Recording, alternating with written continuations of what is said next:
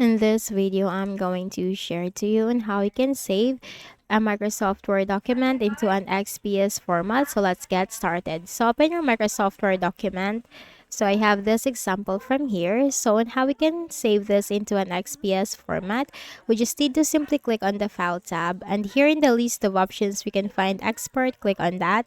You have this option, Create PDF XPS document. Click on that and click on this button. Now we just need to simply save this on the desktop.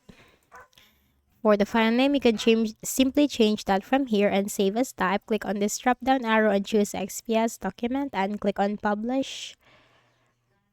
Now let's close everything from here, and then here in the desktop we can find the XPS document. Okay, so that's it. So I hope this video helped you. Kindly please do not forget to hit the like button and subscribe to this YouTube channel for more tutorials like this. Thank you for watching.